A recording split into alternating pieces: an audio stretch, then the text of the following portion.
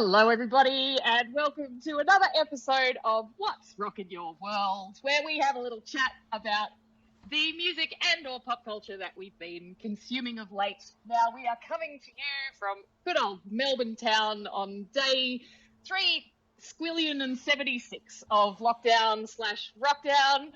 However, there is a small light at the end of the tunnel. If we're not exactly blinded by it, but if there's something there, eventually, apparently, we're coming out soon. So welcome for today's What's Rockin' Your World. Daryl, throw your arms around me. Bunting, Peter, you get me closer to God. Lupella's, and I'm Jules. Come out and play Sutherland.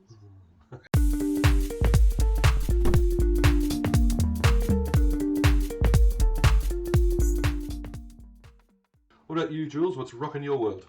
Okay, so a number of things rocking my lockdown of late. So firstly, the podcast Broken Record that I spoke about in last time's What's Rockin'.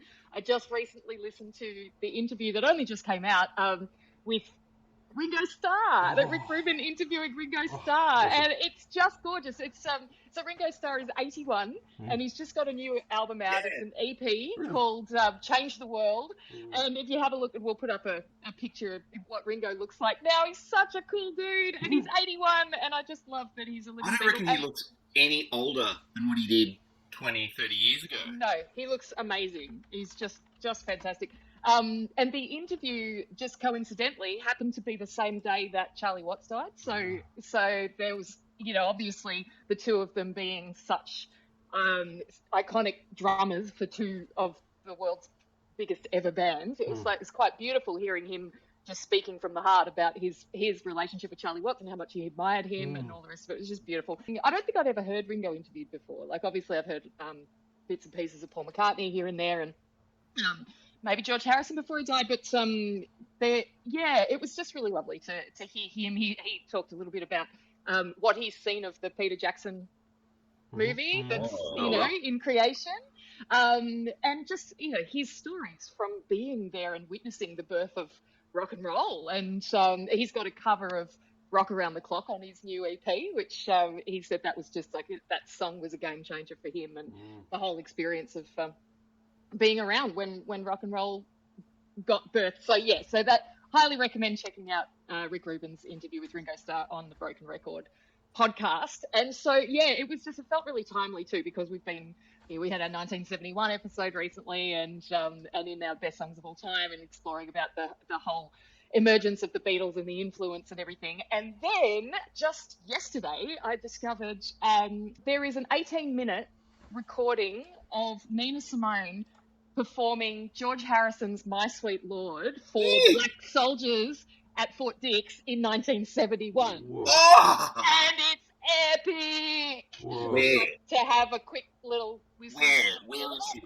Let's listen to this. Yeah. Check it out.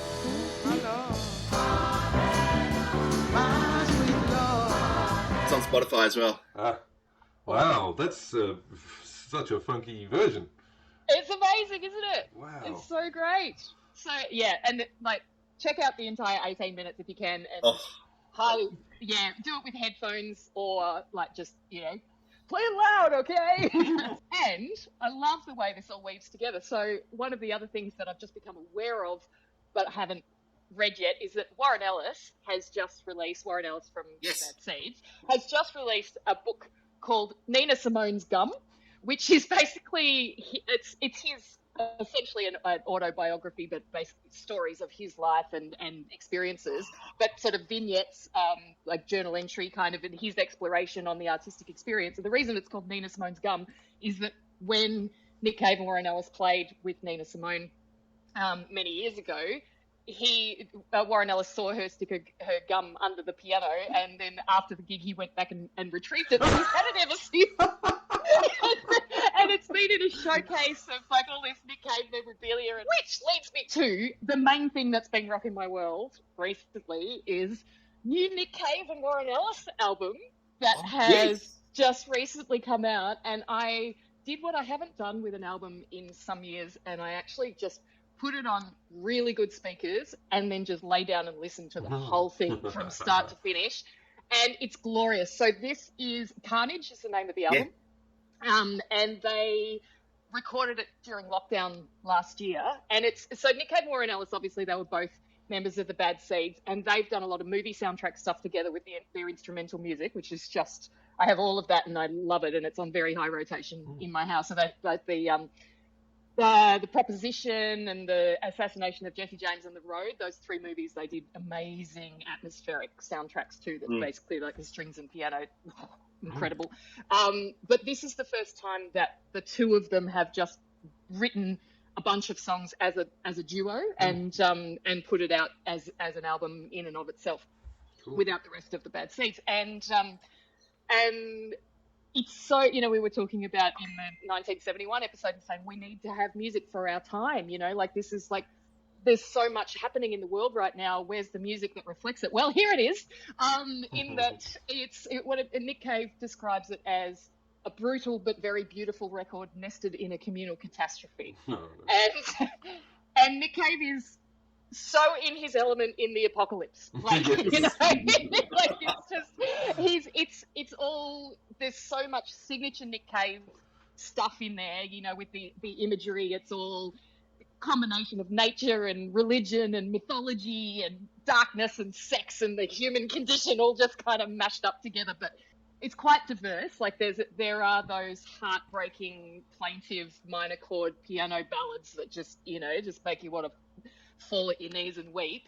And then there's also like some pretty sort of other end of the spectrum, almost grinder man punk kind of like raw stuff as well. But do you like it? I love it. Oh my goodness. I'm so hungry for it, and I'm so excited because it's timeless and it's so of this time. Like, it's just amazing.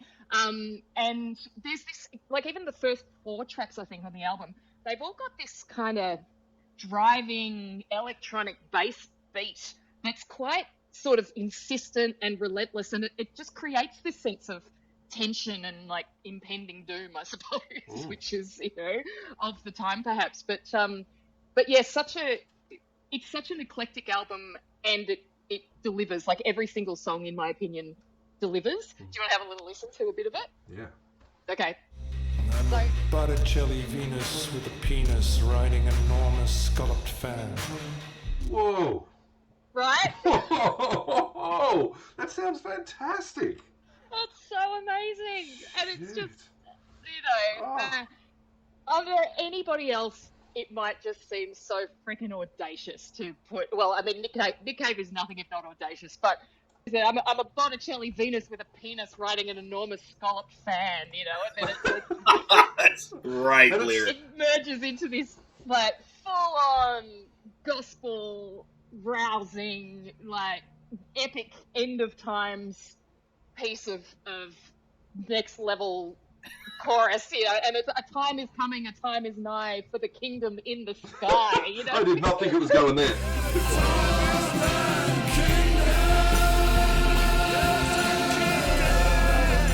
That's the thing, it's got all of the things that we love about Nick Cave, plus it's also super timely. It's hard to write an uplifting album when the world is a shit show, but I think he's done a really good job. It's like both of them, and I just love Warren Ellis anyway. He with his work with Dirty Three as well. Like, I just can't get enough of him and his moodiness and his philosophical disposition and all of that. And so the combination of these things coming from this music coming from these two men at this time in history, it's like depression and devastation never felt so amazing. Could you imagine seeing that live? I mean, we went and saw Nick Cave years ago live, and it was incredible. That, I could imagine him doing that will be freaking monstrous. Oh, it's just incredible. So yeah, that's what's been rocking my world. That's so good. So that's what's been rocking our world, and we would love to know what's been rocking yours. So tell us, please, pop it in the comments and let us know anything that you've been listening to, watching, excited by. What is it that's keeping your music and pop culture mojo alive at this time? And you can contact us also on the YouTube comments, on the Facebook Hits and Giggles page, and on our new Instagram account, Hits and Giggles Show, at Hits and Giggles Show. And also check out our playlist we put up on Spotify. That's right. And also, we would love to know if you have listened to any of the stuff or experienced any of the stuff that we've shared about in this episode. Please tell us in the comments and let us know what you think. If you go away and listen to Nick Cave's new album or watch the Summer of Soul documentary, we want to know, how does it make you feel? So let us know in the comments. We would love to hear from you.